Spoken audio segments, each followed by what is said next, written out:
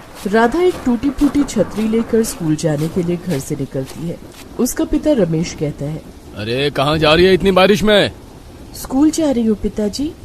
School? भला school जाके क्या उखाड़ लेगी? लड़कियाँ तो सिर्फ खाना बनाने और घर के काम काज करने के लिए पैदा होती हैं। चल मेरे लिए चाय और पकौड़े बना, मस्त बारिश हो रही है, मजा आएगा। राधा ने अपने पिता को चाय और आलू के पकौड़े बना कर दिए।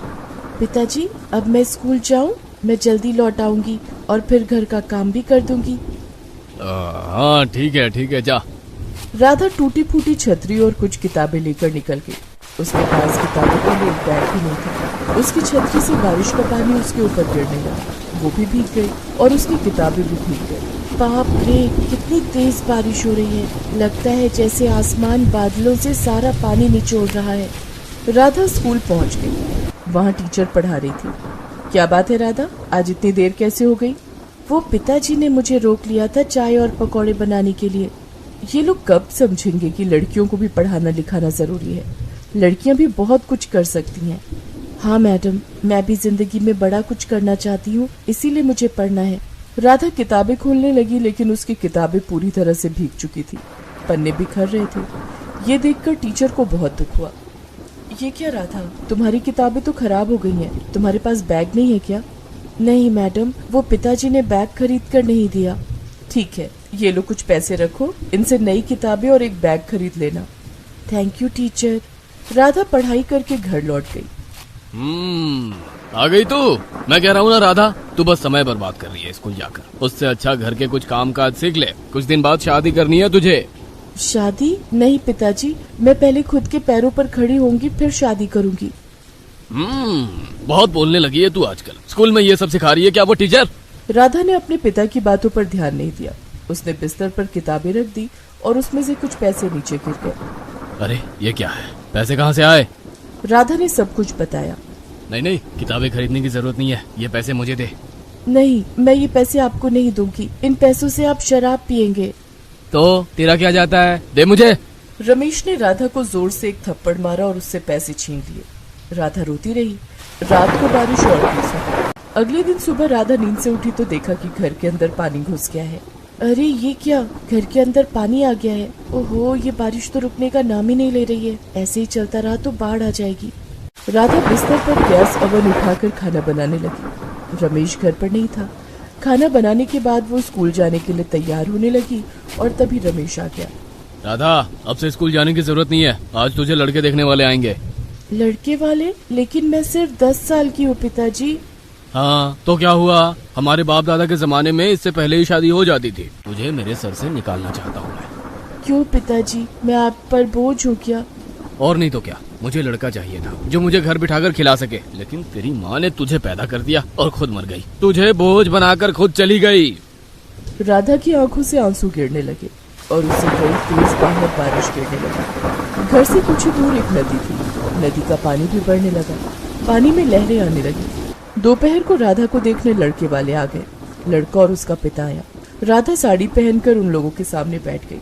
उधर स्कूल में टीचर ने सोचा, आज राधा स्कूल क्यों नहीं आई है, लगता है कुछ गड़बड़ है।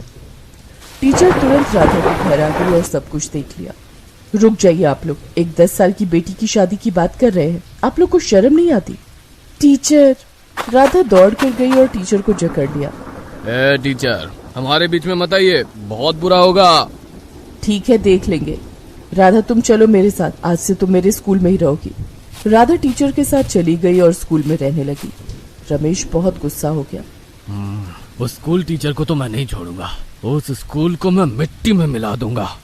रमेश बारिश में भीगते हुए हाथ में लोहे का डंडा लेकर स्कूल के पास गया और तभी नदी का पानी जमीन पर चला आया और पूरा गांव डूबने लगा। पानी की लहर आकर रमेश को डुबो ले गई। बचाओ बचाओ! रमेश बाढ़ में बहने लगा। रमेश के चिल्लाने की आवाज सुनकर राधा ने स्कूल की खिड़की से बाहर देखा। अरे मेरे पिताजी बाढ़ में बहे जा रहे हैं, उन्हें बचाना पड़ेगा। स्कूल के अंदर बड़ी सी रस्सी थी। राधा ने उस रस्सी के एक साइड को बाहर फेंका। रमेश ने उसे पकड़ लिया और टीचर मिलकर रमेश को खींचने लगी। रमेश की जान बच गई। रमेश ने राधा से कहा, बेटी, मैं तेरी जान लेने पर तुला हुआ था और तूने मेरी जान बचाई। क्यों ना बचाऊं पिताजी, आप मेरे पिताजी हो। आखिर शिक्षा यही तो कहती है कि दूसरों की हमेशा मदद करनी चाहिए। रमेश ने अपनी बेटी को गले लगा लिया। बाद में पूरा गांव तहस नहस हो गया। सिर्फ वो स्कूल टिका रहा। सभी गांव वाले स्कूल में रहने के लिए आ गए। आज ये स्कूल था, इसीलिए हम जान से बच गए। हम सबके घर डूब गए। टीचर ने और स्कूल के इन बच्चों ने हमारी मदद की, लेकिन हम खाएंगे क्या? खाना तो बिल्कुल भी नहीं है। आप लोग चिंता मत कीजिए, मैं आज ही मुख्यमंत्री को चिट्ठी लिख रही हूँ। राधा ने चिट्ठी लिखी और मुख्यमंत्री को भेज दी। चिट्ठी पाकर मुख्यमंत्री खुद दौरे पर आए और सबके लिए खाना ले आए। कुछ दिन बाद बाढ़ कम हो गई और बारिश भी रुक गई, तो मुख्यमंत्री ने गांव आकर कहा, आज राधा की वजह से आप सब स्वस्थ हैं। उसने मुझे चिट्ठी ना लिखा होता तो मुझे बाढ़ के बारे में पता ही नहीं चलता। इसीलिए लड़कियों को पढ़ाना लिखाना जरूरी है। मैं इस गांव में सबके लिए घर बना दूंगा, एक अच्छा स्कूल बना दूंगा और इस गांव की हर एक लड़की की जिम्मेदारी मेरी होगी। सभी तालियां बजाने लगे और राधा की जय जयकार करने लगे। इसके बाद से गांव की हर एक लड़की स्कूल जाने लगी। बड़ी होकर राधा बहुत बड़ी अफसर बन गई और अपने पिता के साथ बड़े से घर में रहने लगी। ऐसे ही सब कुछ ठीक हो गया। ये कहानी है ममता की, जो अपने परिवार के साथ मुंबई की एक गरीब बस्ती में रहती थी। उसके परिवार में उसका पति रमेश, 2 छोटी बच्चियां और उसकी सास बिमला थी। रमेश एक बावर्ची था जो शादी जैसे समारोह में खाना बनाने का काम करता था। आमदनी बहुत अच्छी नहीं थी। इस काम में ममता भी उसका हाथ बटाती थी, लेकिन फिर भी बड़ी मुश्किल से गुजारा हो पाता था। दूसरी तरफ ममता की सास उसे बिल्कुल पसंद नहीं करती थी, क्योंकि रमेश ने उनकी मर्जी के खिलाफ जाकर ममता से शादी चुकी थी। इसके अलावा बिमला को एक पोता चाहिए था और इसीलिए वो अपनी दोनों पोतियों से भी प्यार नहीं करती थी।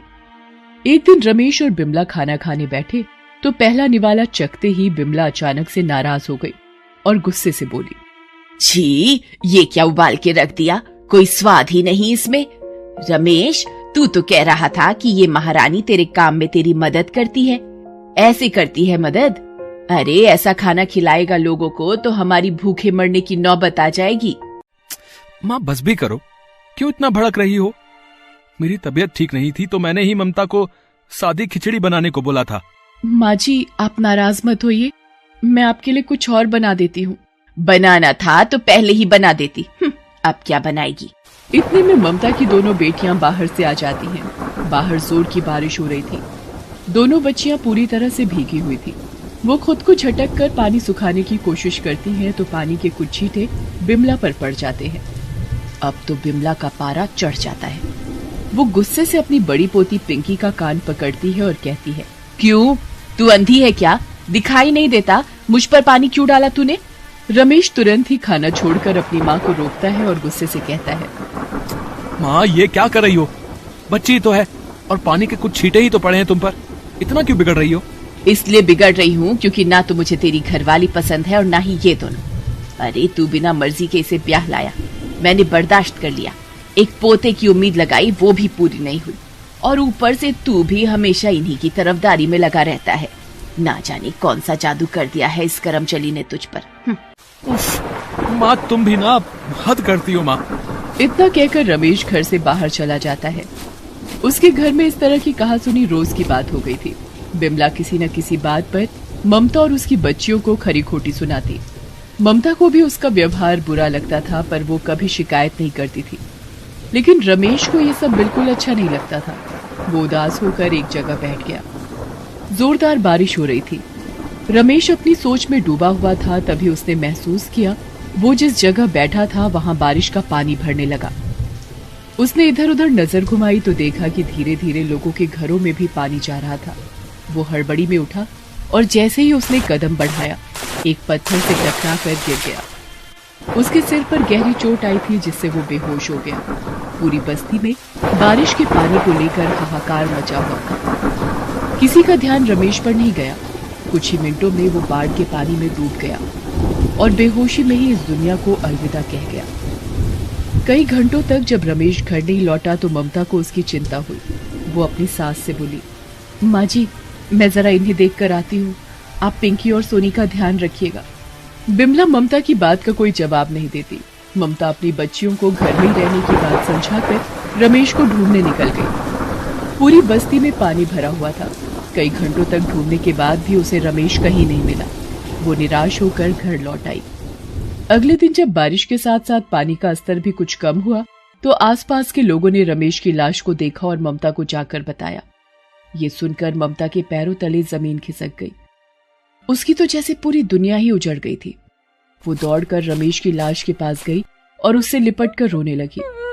बिमला के लिए भी ये दुख बहुत बड़ा था। रमेश उसका इकलौता बेटा था जो अब इस दुनिया में नहीं था। वो रमेश की मौत के लिए भी अब ममता को ही जिम्मेदार मानने लगी। ममता वैसे ही रमेश के जाने के गम में डूबी थी। ऊपर से अब विमला को समझाने और चुप कराने वाला भी कोई नहीं था। और तो और अब घर चलाने की पूरी जिम्मेदारी भी ममता पर ही आ गई थी। ममता ने किसी तरह खुद को संभाला और अपने घर के पास ही एक ढाबा चलाने लगी। वो किसी तरह सब कुछ ठीक करने की कोशिश कर रही थी, पर बिमला के ताने उसे झकझोर देते थे। एक दिन जब ममता अपने ढाबे में खाना बना रही थी, कई मजदूर वहां खाना खा रहे थे, तो उनके सामने ही बिमला जोर जोर से रोने लगी। हे भगवान, मेरे रमेश को तो तूने मुझसे छीन लिया, अब मुझे भी उठा ले। अब मेरा कोई नहीं इस दुनिया में, मैं किसके सहारे जीऊं भगवान। ये सब देखकर ममता बिमला को चुप कराने की कोशिश करती है और उससे कहती है, नहीं माँ जी, ऐसा मत कहिए, हम हैं ना आपके साथ, चलिए अंदर चलिए। हट यहाँ से, मेरे पास भी मत आना तू। मेरे बच्चे को खा गई और अब ये तमाशा लगा के बैठी है, ढाबा चलाएगी। अरे वो तो मेरा बेटा था जिसके दम पर तू ऐश कर रही थी। अब तुझे पता चलेगा आटे दाल का मोल, लेकिन तेरा क्या है, तुझे कोई शर्म थोड़ी है। इतना कहकर बिमला वहां से चली जाती है। ममता को बहुत बुरा लग रहा था। वो कुछ भी करके बिमला की सोच नहीं बदल पा रही थी। लोग ये सब देखकर उस पर हंस रहे थे। इतने में ही ममता की पड़ोसिन राधा वहां आती है। उसने बिमला की सारी बातें सुन ली थी। ममता उसे देखकर अपने आंसू पोंछती है और कहती है, अरे राधा दीदी, आप कुछ लेने आई हैं? बताइए क्या पैक कर दूं? नहीं ममता, मैं तो बस यहाँ से गुजर रही थी, तभी तेरी सास को तुझ पर भड़कते देखा तो रुक गई। एक बात बता, तू क्यों ढो रही है उस बुढ़िया को? वो कभी तुझसे ठीक से बात नहीं करती, तो फिर तू क्यों? नहीं दीदी नहीं, उनके बारे में ऐसा मत बोलिए। वो जैसी भी है मेरी माँ जैसी है, और इनके जाने के बाद वो मेरी जिम्मेदारी है। दुख तो इस बात का है कि ममता अपनी बात पूरी नहीं कर पाती। वो जोर जोर से रोने लगती है। राधा उसे संभालती है और उससे कहती है, क्या हुआ ममता, क्या बात है? दीदी, मैं माँ बनने वाली हूँ। मैं ये बात इन्हें बताने ही वाली थी कि वो बारिश सब तबाह कर दिया, उस बारिश ने दीदी। राधा ममता को गले लगा लेती है और उससे कहती है, ममता, तू माँ बनने वाली है और फिर भी ढाबे में इतनी मेहनत करती है। तेरी सास को ये बात पता है? हाँ दीदी, मैंने उन्हें बता दिया था। अच्छा, और फिर भी? खैर छोड़िए सब। देख, इस हालत में तुझे इतनी मेहनत नहीं करनी चाहिए। दीदी, मैं नहीं करूंगी तो कौन करेगा? पिंकी और सोनी इतनी छोटी हैं, फिर भी हर वक्त मेरे साथ लगी रहती है। और माँ जी को तो आप जानते ही हो, अगर मैं ये ढाबा ना चलाऊं तो घर कैसे चलेगा मेरा? बात तो तेरी ठीक है। चल तू फिक्र मत कर, कल से अपने घर के काम निपटा कर मैं आ जाया करूंगी तेरी मदद के लिए, ठीक है? अरे दीदी आप, लेकिन कुछ मत बोल, बस अपना ख्याल रख, मैं कल आती हूँ। राधा अपने घर चली जाती है। ममता को राधा की बात सुनकर थोड़ा सुकून मिलता है। शाम हो चुकी थी और मौसम फिर से खराब होने लगा था। ये देखकर ममता अपनी बड़ी बेटी पिंकी से कहती है, पिंकी सुन बेटा, मौसम बिगड़ रहा है, बारिश का कुछ पता नहीं। ऐसा करते हैं, बड़े बड़े बर्तन साथ ले चलते हैं, अगर पानी में बह गए तो ढाबा चलाना मुश्किल हो जाएगा। ठीक है माँ। पिंकी और ममता सारे बड़े बड़े भगोने और दूसरे बर्तन अपने साथ घर ले जाते हैं। जैसा कि ममता ने पहले ही अंदाजा लगा लिया था, थोड़ी ही देर में बारिश शुरू हो गई। इस बार बारिश पहले से भी ज्यादा हो रही थी। अगले दिन और फिर उसके अगले दिन बारिश लगातार होती रही। पूरी बस्ती बाढ़ में डूबने लगी। ममता का ढाबा पूरी तरह बर्बाद हो गया और उसके घर में भी हर तरफ पानी भर गया था। वो अपनी दोनों बेटियों के साथ बिस्तर पर चढ़कर बैठ गई और भगवान से प्रार्थना करने लगी, हे भगवान, कुछ तो दया करो। मेरे पति को तो पहले इस बारिश ने मुझसे छीन लिया, अब मैं अपने बच्चों को कैसे बचाऊं? और माँ जी, वो भी न जाने कहाँ है। हे भगवान, मेरी कोख में जो नन्ही सी जान है उसका क्या होगा। उधर ममता की सास बिमला भी अपनी जान बचाने के लिए घर के बाहर ही एक पेड़ पर चढ़ी बैठी थी। तभी अचानक वहां सुरक्षा दलों के कुछ जवान नाव लेकर पहुंचे। उन्हें देखते ही बिमला जोर जोर से चिल्लाने लगी, ओ बेटा, ओ बचा लो रे बेटा, बचा लो मुझे। बिमला की आवाज सुनकर जवान उसे पेड़ से नीचे उतारते हैं और नाव में सुरक्षित बिठा लेते हैं। एक जवान उससे कहता है, माँ जी, हम पूरी बस्ती में घूम चुके हैं, आप बताओ यहाँ आसपास कोई और तो नहीं जिसे मदद की जरूरत हो। बिमला जानती थी कि ममता और उसकी दोनों बच्चियां घर के अंदर हैं, फिर भी वो ये बात सुरक्षा दल को नहीं बताती है। वो कहती है, नहीं बेटा, बस मैं ही अकेली मरने का इंतजार कर रही थी यहाँ। वो तो अच्छा हुआ कि तुम लोग आ गए, भगवान भला करे तुम्हारा। सुरक्षा दल के जवान नाव लेकर वहाँ से चले जाते हैं। उधर ममता ने घर की खिड़की से बिमला और सुरक्षा दल को देख लिया था। उसने कई बार मदद के लिए आवाज लगाई, लेकिन बारिश की वजह से उसे किसी ने नहीं सुना। उसने बिमला को उनके साथ जाते देख लिया था। वो समझ गई थी कि बिमला ने उसे और उसकी बच्चियों को वहां मरने के लिए छोड़ दिया था, लेकिन उसने हिम्मत नहीं हारी। कुछ देर सोचकर उसने ढाबे से लाया हुआ सबसे बड़ा भगोना लिया और उसमें अपनी बच्चियों के साथ बैठ गई और एक बड़ी करछी को चप्पू बनाकर बाढ़ के पानी में भगोने के साथ तैरने लगी। वो सुरक्षित जगह ढूंढने लगी। उधर जिस नाव में बिमला गई थी, थोड़ी ही दूर पानी का बहाव तेज होने की वजह से वो पलट गई। जवान तो तैर कर निकल गए, पर बिमला डूब रही थी। तभी भगोने की मदद से तैरती हुई ममता वहां पहुंच गई। उसने बिमला को डूबते हुए देखा। वो तुरंत चिल्लाई, माँ जी आप फिक्र मत कीजिए, माँ जी मैं बचा लूंगी आपको। ममता तुरंत ही बिमला के पास पहुंची। पिंकी ने बिमला के दोनों हाथ पकड़ लिए और बिमला डूबने से बच गई। फिर ममता ने पूरी ताकत लगाई और सही संतुलन बनाते हुए भगोने को तैराने लगी। बिमला का मुंह पानी से बाहर था, इसलिए अब वो सांस ले पा रही थी। तभी ममता ने पिंकी से कहा, पिंकी शाबाश बेटा, दादी को ऐसे ही पकड़े रहना बेटा। पिंकी ने ऐसा ही किया। जल्दी ही ममता अपनी सास और बच्चों के साथ बस्ती से बाहर आ गई। उसे सुरक्षा दल का एक कैंप दिखाई देने लगा। सुरक्षा दल ने जैसे ही उसे देखा, कुछ जवान तुरंत उसके पास पहुंचे और सभी को सुरक्षित पानी से बाहर निकाल लिया। वहां डॉक्टरों की टीम पहले से ही मौजूद थी। उन्होंने सबकी जांच की। सभी लोग सुरक्षित थे। अब बिमला को अपनी गलतियों का एहसास हो रहा था। वो हाथ जोड़कर रोते हुए ममता से बोली, ममता, मैंने हमेशा तुझे कोसा, अपनी पोतियों को भी कभी नहीं अपनाया। तुझे और बच्चियों को मरने के लिए छोड़ दिया मैंने, और फिर भी मुझे तूने बचाया। क्यों बचाया बेटा? मर जाने देती मुझे जीने का कोई हक नहीं। बिमला फूट फूट कर रोने लगती है। ममता उसे गले लगाकर सहारा देती है। भले ही बारिश ने ममता का घर और ढाबा बर्बाद कर दिया था, लेकिन ममता की जिंदगी का ये नया मोड़ था। बिमला अब उसे अपनी बेटी की तरह प्यार करने लगी। अपनी दोनों पोतियों को भी उसने दिल से अपना लिया था। बाढ़ के हालात सुधरने तक सभी लोग उस कैंप में ही रहे। सब कुछ ठीक होने के बाद ममता ने फिर से अपना ढाबा खोला। अब बिमला भी उसकी पूरी मदद करती थी। कुछ ही महीनों बाद ममता ने एक प्यारे से बेटे को जन्म दिया। बिमला ने अपने पोते को गोद में लेकर चूमा। उसकी आंखों में आंसू थे। वो ममता को देखकर बोली, ममता देख तो, मेरा रमेश वापस आ गया मेरे पास।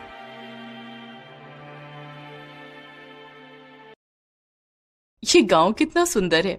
तभी गांव के एक बच्चे ने कहा, अभी गांव जितना सुंदर दिख रहा है ना, बारिश के मौसम में उतना ही बुरा हाल होता है इसका, पानी जम जाता है। अनन्या ने मुड़कर देखा। एक 5-6 साल का बच्चा है। क्या नाम है तुम्हारा? मेरा नाम विष्णु है। वाह, बड़ा अच्छा नाम है। स्कूल जाते हो? जाता था, लेकिन पिछले साल बारिश में स्कूल की बिल्डिंग टूट गई। उसके बाद से स्कूल भी बंद हो गया और मैं भी काम करने लगा। इतनी सी उम्र में काम करते हो? केवल मैं नहीं, गांव के सभी बच्चे करते हैं। काम करके पैसे मिलते हैं, पैसों से पेट भरता है। पढ़ाई लिखाई करके पेट नहीं भरता है। अनन्या क्या बोलेगी कुछ समझ नहीं पाई। उसने गांव के सारे बच्चों को बुलाकर लाने को कहा। विष्णु ने सभी को बुलाया। एक पेड़ के नीचे सभी इकट्ठा हुए। देखो बच्चों, पढ़ाई लिखाई बहुत जरूरी है। पढ़ाई लिखाई करके तुम लोग डॉक्टर, इंजीनियर बन सकते हो, सरकारी ऑफिसर बन सकते हो, गरीबी से मुक्ति पा सकते हो। तभी कुसुम नाम की एक लड़की ने कहा, लेकिन अभी का क्या होगा? हम स्कूल में समय दे देंगे तो काम कैसे करेंगे? काम नहीं करेंगे तो खाएंगे क्या? तुम लोग क्या काम करते हो? हम सब कपड़ों पर छोटे छोटे रंगीन पत्थर लगाते हैं। अनन्या ने बहुत सोचकर कहा। ठीक है, तुम लोग पढ़ने आओ, पढ़ाई के बाद मैं तुम्हारे काम में मदद करूंगी। आओगे ना पढ़ने? सभी बच्चे राजी हो गए। विष्णु ने पूछा, लेकिन मिस स्कूल तो नहीं है, हमें पढ़ाएंगे कहाँ? क्यों? यहीं पर पेड़ के नीचे। कल सुबह 6 बजे आ जाना सब लोग, ठीक है? अगले दिन सभी बच्चे आ गए। अनन्या भी 6 बजे आ गई। वो बच्चों को पढ़ाने लगी। 9 बजे पढ़ाना खत्म करके 1 घंटा वो बच्चों के काम में मदद करने लगी। 10 बजे से उसका प्राइवेट स्कूल शुरू होता था। आज जाने में थोड़ी देर हो गई तो प्रिंसिपल ने कहा, आज देर कैसे हो गई? वो सर, थोड़ा काम था। मुफ्त में गांव के बच्चों को पढ़ाना कोई काम हुआ क्या? देखो अनन्या, तुम वहाँ नहीं पढ़ा सकती। वहाँ पढ़ाना चाहती हो तो तुम्हें ये नौकरी से निकाल दिया जाएगा। ओह, ये बात है। ठीक है सर, मैं खुद ये नौकरी छोड़ रही हूँ। गरीब बच्चों को पढ़ाने के लिए अनन्या ने नौकरी छोड़ दी और हर रोज गांव के बच्चों को पढ़ाने लगी। वो गांव में ही रहने लगी। मेरे पास जितने पैसे हैं उससे 1 साल तो मैं निकाल लूंगी, लेकिन उसके बाद के लिए कुछ सोचना पड़ेगा। अनन्या पढ़ाने लगी। धीरे धीरे पेड़ के नीचे उसने एक झोपड़ी स्कूल भी बना लिया। गांव के बच्चे बहुत खुश थे। काम के साथ साथ पढ़ाई लिखाई भी चालू थी। लेकिन उस प्राइवेट स्कूल का प्रिंसिपल खुश नहीं था। स्कूल के बच्चे प्रिंसिपल के पास आकर कह रहे थे, सर, अनन्या मैडम बहुत अच्छी पढ़ाती थी। अनन्या मैडम को वापस लाइए, नहीं तो हम स्कूल छोड़ देंगे। प्रिंसिपल मुश्किल में पड़ गए और कुछ ही दिनों में बारिश का मौसम आ गया। गांव में जोरदार बारिश होने लगी। विष्णु ने कहा, टीचर, अब तो गांव में पानी भर जाएगा, हम पढ़ेंगे कैसे? अनन्या के पास कोई जवाब नहीं था। उधर प्रिंसिपल ने सोचा, बारिश शुरू हो गई है। आज रात को मैं अनन्या के झोपड़ी स्कूल को तोड़ दूंगा। सभी सोचेंगे कि बारिश में टूट गई है। रात को बारिश पड़ने लगी। प्रिंसिपल झोपड़ी स्कूल के पास आए और एक डंडे से स्कूल को तोड़ दिया। अगले दिन सुबह अनन्या ने जब स्कूल की हालत को देखा तो वो रो पड़ी। कितनी मुश्किल से स्कूल को बनाया था, सब कुछ खत्म हो गया। बच्चे इतनी बारिश में भी पढ़ने के लिए आ गए। कोई बात नहीं टीचर, हम पेड़ के नीचे बैठकर ही पढ़ेंगे। लेकिन तुम लोग बारिश में भीग जाओगे। हम अरबी के पत्ते से सर ढक लेंगे। बच्चे बहुत सारी अरबी के पत्ते उठाकर ले आए और उससे अपने अपने सर को ढक लिया। अनन्या बहुत खुश हुई। इन लोगों में पढ़ने की इच्छा देखकर उसका मन भर गया। उधर प्रिंसिपल गुस्सा होने लगा। झोपड़ी स्कूल को तोड़ देने के बाद भी ये बच्चे पढ़ रहे हैं। कोई बात नहीं, बस 2 दिन में ये गांव में बाढ़ आ जाएगा, तब देखूंगा कि ये लोग कैसे पढ़ाई करते हैं। सच में वही, बारिश दिन ब दिन बढ़ने लगी। उसके साथ लगातार बिजली गिरने लगी। विष्णु ने अनन्या से पूछा, मैडम, पेड़ के नीचे बैठकर हम नहीं पढ़ेंगे क्या? नहीं, बिजली ज्यादातर पेड़ पर ही गिरती है। पेड़ के नीचे बैठने से हमें खतरा हो सकता है। 2-3 दिन इतनी बारिश हुई कि हर साल की तरह इस साल भी गांव में बाढ़ आ गई। कमर तक पानी आ गया। गांव के लोग बोरिया बिस्तर लेकर अपने अपने घरों की छत पर जाने लगे, फिर भी बारिश नहीं रुकी। अनन्या ने गांव के लोगों से रिक्वेस्ट की, देखिए, बच्चों की पढ़ाई बहुत जरूरी है, छत पर थोड़ी सी जगह दे दीजिए। लेकिन गांव वाले गुस्सा हो गए। इस समय में भी तुम्हें पढ़ने और पढ़ाने की चिंता हो रही है? हाँ, क्योंकि सामने बच्चों के एग्जाम आ रहे हैं। इस एग्जाम में पास हो गए तो फिर इन लोगों को सरकार की तरफ से स्कॉलरशिप मिलेगी। बच्चों का खर्चा तब सरकार उठाएगी। हमें वो सब नहीं पता, हमें चैन से जीने दो और चली जाओ इस गांव से। अनन्या को दुख पहुंचा। उधर प्रिंसिपल ने अनन्या को कॉल किया। जिस गांव के लिए तुम इतना कुछ कर रही हो, उस गांव के लोगों ने ही तुम्हें सुना दिया। मेरी बात मानो और लौट आओ स्कूल में। नहीं सर, इन बच्चों को पढ़ाने का दायित्व लिया है मैंने। अगर इन बच्चों को आप अपने स्कूल में भर्ती करा लेंगे तो ही मैं लौटूंगी। पागल हो गई हो क्या? उन बच्चों की फीस कौन भरेगा? तुम? अनन्या नहीं मानी। कुसुम ने अनन्या से कहा, मैडम, हम पढ़ना चाहते हैं, हम कहीं पर भी बैठकर पढ़ लेंगे। लेकिन बैठोगे कहाँ? चारों तरफ तो पानी ही पानी है। मैडम, पास में ही नदी है। बाढ़ के समय कोई नाव से नदी में नहीं जाता है, वो सारे नाव पानी पर ही तैरते रहते हैं। क्यों ना हम नाव में बैठकर पढ़ाई करें? हाँ, ये कर सकते हैं विष्णु। चलो सब लोग, हम नाव में जाएंगे। सर पर किताबें लेकर सभी तैरने लगे और तैरते हुए नाव में चले गए। सब लोग नाव में मिलजुल कर बैठ गए और अनन्या पढ़ाने लगी। लगातार 2 हफ्ते तक बारिश होती रही और 2 हफ्ते तक वो लोग नाव में ही रहने लगे। उसी में खाना बनाकर खाने लगे और पढ़ने लगे। एग्जाम का दिन आ गया। नाव लेकर सब लोग एग्जाम देने गए। सभी ये देखकर हैरान हो गए। एग्जाम में सारे बच्चे पास हो गए और सबको स्कॉलरशिप मिल गई। मैडम, हमें स्कॉलरशिप मिल गई है। हम मुफ्त में अच्छे स्कूल में जा सकते हैं। लेकिन हम कौन से स्कूल में जाएंगे? तभी वहां प्रिंसिपल आ गए और बोले, मेरी स्कूल में चलो सब लोग, अब तो फीस की भी टेंशन नहीं रही, और तुम लोग जाओगे तो अनन्या भी स्कूल में वापस ज्वाइन करेंगी। बच्चे बहुत खुश हुए। उसने फिर से स्कूल ज्वाइन कर लिया। गांव के बच्चों को भी अच्छी शिक्षा मिलने लगी और अमीरों के बच्चे भी अनन्या को वापस पाकर खुश हो गए। अनन्या को भी जॉब मिल गई, पैसों की टेंशन नहीं रही। इस तरह सभी खुशी खुशी पढ़ने और पढ़ाने लगे।